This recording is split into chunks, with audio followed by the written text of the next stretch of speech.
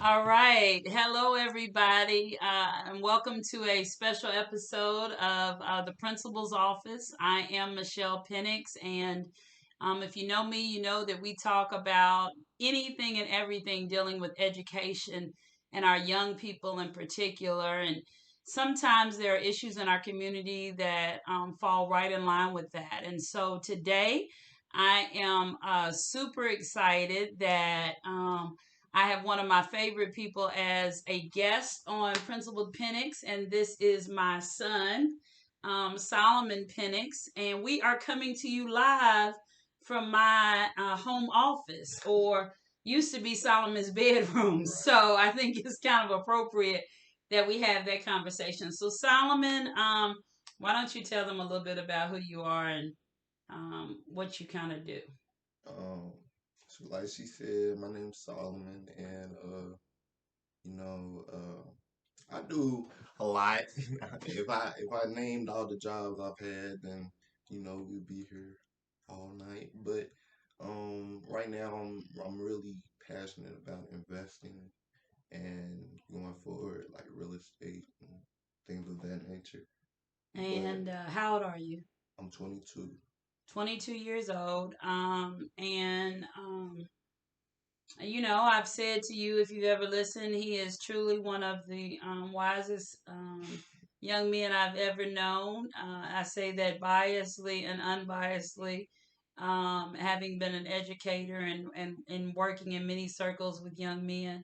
But his name is a reflection of who he is. And so, for no show or fashion, we just always have these conversations about life and about what's going on in the world. And so today he brought something to me that we thought we'd like to share with the rest of you. And so we're just going to take a stab at it. We hope it blesses you. And we hope that somebody's helped because of this conversation and maybe have your own. So, why don't you start by talking a little bit about your conversation with me about young men and mental health? Yeah. So like coming to her, it was just about someone close to me that I had seen. They was posting, vague messages and everything like that, talking about how they were contemplating suicide or, something of that nature. But it really affected me because I don't ever want to see someone, I care about, feeling that type of pain or feeling like that's their only resort. And so I brought that to you and we talked about it. But I think we got to in our discussion that, it's so hard for men, like, well, specifically black men, to really talk about our issues because from a young age, you know, even if you come from like a loving home or a support system, like it's you don't cry in front of people. You don't scream, you don't do certain things like that. When you're in pain, you hide it because you can't let anyone see your weakness. You have to be strong. So And let so me, and I don't want to cut you off, but I want to make sure that everybody follows because, I hear that, and one of the mantras in this house always was own your feelings. mhm. But I still sense that you grew up thinking that there was a limit to that, maybe. Yeah, definitely. Like I mean, I just remember in elementary, middle school, if somebody was messing with you, there was only one option. You either fought or, you know, I mean, that really was the only option. You couldn't let anybody mess with you because if someone messed with you, I mean, other people would further down the line. And Right. so it's a pride thing, but it's also an alpha thing. Men, we just have that competitiveness where it's we always competing with each other. Women have it too, but in a different way. But with men, it's always who's gonna be the alpha, and so you gotta learn how to take those jokes, take those hits, take those licks. If you don't do something about it, you gotta do something about it. But if not, then at least you can't show your feelings because if So let me ask you this question because one of the things I've said, and past couple years working with young people is that black men in particular know two emotions. They know anger and they know apathy. So they either real mad about something or I don't really care what you do. Agree, disagree. Yeah, I would agree. But, for me, I like to think that I have a complex, set of feelings. But, it's easy to fall into them two feelings. With anger, I feel like I'm very motivated by anger. And I feel like a lot of black men are too. And it just, it's inherent almost. We push so much stuff down, you need outlets. And so, you know, in basketball, I know somebody start talking trash to me, it it boils me up. You don't just play the same. It make you go a little bit harder, Hmm. and it's the same thing in everyday situations. You hold stuff in, and you have to release it at some point, or you'll go crazy. And so that goes back to how the conversation started in the story you were talking about. So when you notice that so many young men, and I assume you noticed this through conversation with them or through social media, things that they were saying. So what does that look like? I mean, what did they say on social media, or how does it come across where you're able to see that they may even be suicidal? I mean, it's some people that it's all about attention, and you can see right through that. Right. But when it's someone who that's not what they usually on, and they posting subliminals, or they posting you know vague messages about I wish I wasn't here, or stuff of that sort of thing. I mean, I just feel like there's signs, and we're taught that one of the first warning signs of suicide is like people reach out for help. You just got to be there to notice the signs and offer that support. And I Mm. think that I mean, it happens so often because I mean people go through a lot. You know, So talk to me about that a little bit because immediately in my head, I hear, "Oh, you think you go through a lot? You haven't had to be out there and work for the man, raise money. You got kids. You know that yeah. same old conversation. That's stress. That's you don't know what stress is. So, what do young men now? What stresses them, or where is that? What's the issue? I like to look at it like I call it like a tolerance level, like Tolerant. a Okay. stress tolerance level, and everybody has a different tolerance to adversity. Some people it takes a lot for them to go off the deep end and like, oh, I need and some people it just takes small things, and it's all about how we were raised, the stuff that we were taught when we were younger. And I just think that, a lot of black men are just tired of, just the everyday struggles of paying bills, and, you know, if you in the streets worrying about your ops, worrying about, you gotta look over your shoulder constantly. And then, even people who not in the streets nowadays, it's just who am I associating with? Would that get me killed? It's so much to think about, and we shouldn't have to. There's no reason why I gotta think whether or not I should go to this party. All be people my age, if I'm gonna be safe or not. When we all grew up together, we all from the same neighborhood, basically. Like it doesn't make sense. So is that a different concern because you're black as opposed to being white? Of course, you don't know what it is to be white, but you're so quick to say yes. Why? Yeah, because I mean, I'm not saying that white people don't go through things, but Right? there's there's a safety in that, you know, still white. you know, like Okay. like you get on the TV screen, you see a white president. You get on, yeah, Netflix. You see white, like white is all around you. You I mean, You in that environment all the time. I You the mean, you majority, already, or yeah, you yeah. made to So feel like that, even if you're not. even if you're not necessarily doing good as a team when winning, you don't have that. You don't have that just cover that cloud of loss on you. And black people, we have that cloud of loss on us on top of the stuff we go through in our individual lives. So yesterday I had a conversation with a gentleman in our community, and we were talking about, it used to be that to be black, there was this, we had this shared living experience. That's what made us who we were. Right. And, he was just questioning, do we even have that anymore? Because we think so differently and are so diverse now. But I was saying to him, I think what we as black people have in common is the trauma. Mm-hmm. Trauma. Not only, we're suffering in our communities from violence, but just racist trauma and just, the trauma, economic trauma, to be at the bottom of every single statistic in Yep. America adds a layer of experience for black folk that, yeah, it may not have affected me and you, but the people we care about, our skin folk, kin folk, it And affects. it adds a layer of hopelessness. Like, I mean, if you don't have no hope, then what's the point of living?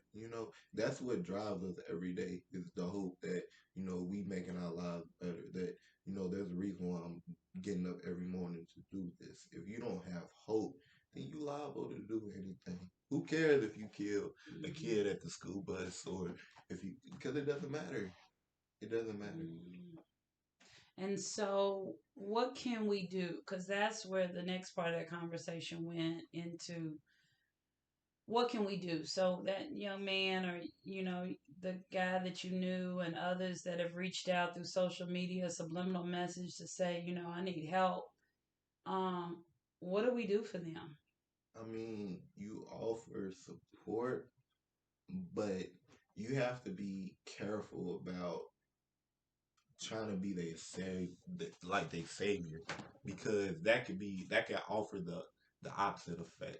Like if you go in and saying, oh, this person they showing a sign, so I'm gonna be around them 24/7. I'm gonna watch them, make sure they can't hurt themselves.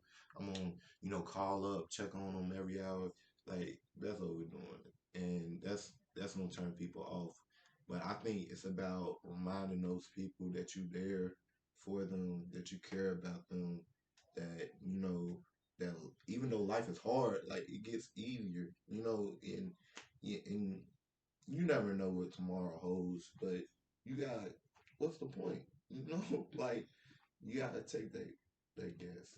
So, one of the things that, first of all, we want to say that this is not professional advice, Right, right? This is just a right, conversation. And if you or someone is struggling with that, please point them to professional help in the suicidal hotline for sure. But I guess we can both speak because we both are intense, serious, very focused individuals. We think about a lot, we overthink a lot, and as a right, result, we go through our own highs and very low lows. right. And you and I have both, struggled at different points with some lows. And by the grace of God, we have not, had to go to a hospital or even take medication for our low times, but I think it makes it a little bit easier to kind of speak on it because we know what they're feeling.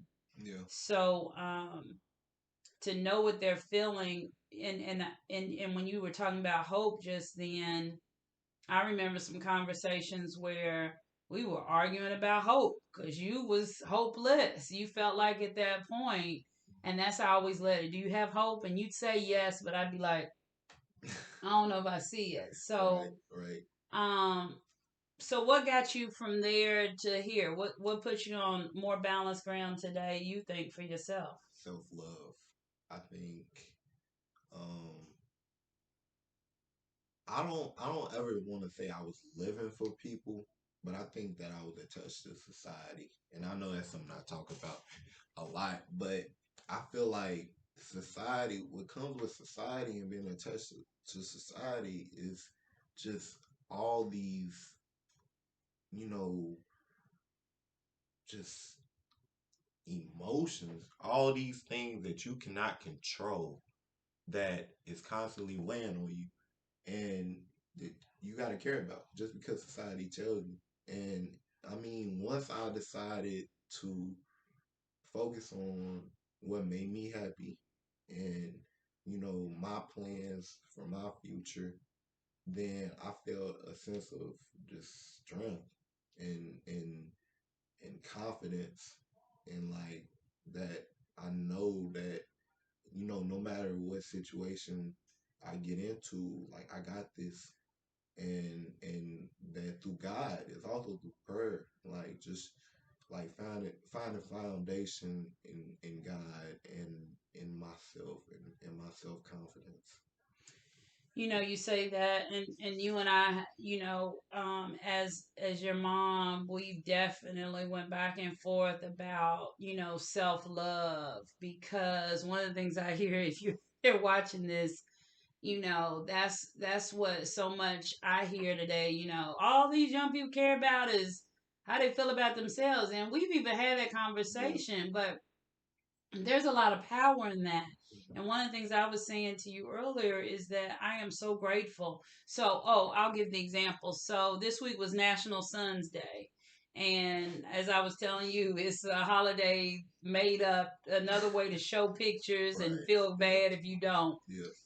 And as I was going through my timeline, I saw a lot of my friends' sons who look very similar to you, Mm. which is, your hair is different than what I knew or was accustomed to, and you got facial hair, and while you are very sharp when you intend to be, your normal daily outfit doesn't really scream fashion guru.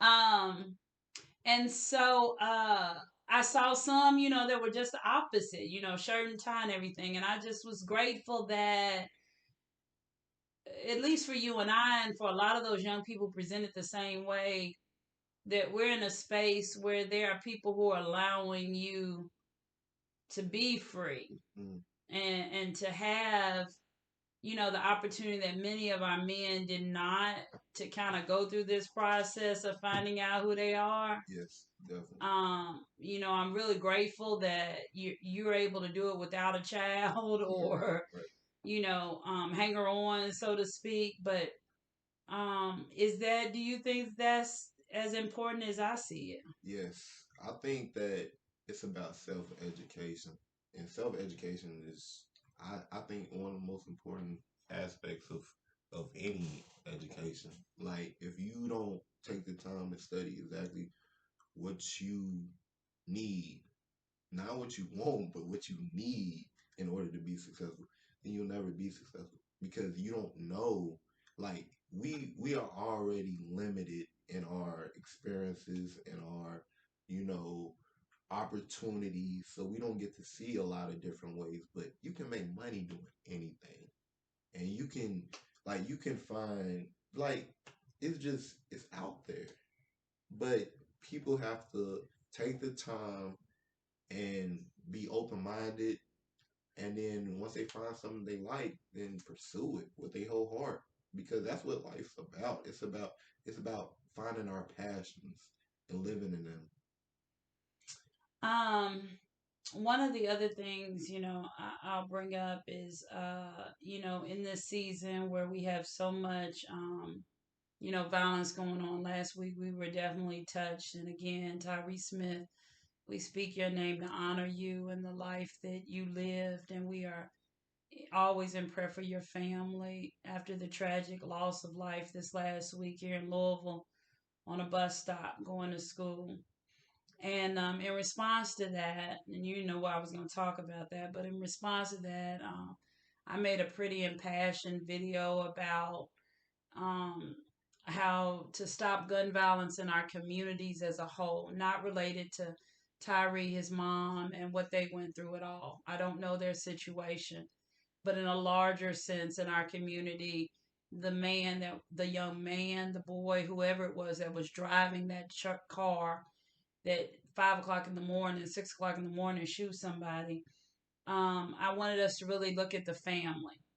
And so I made a pretty impassioned video about parents and what we need to stop doing.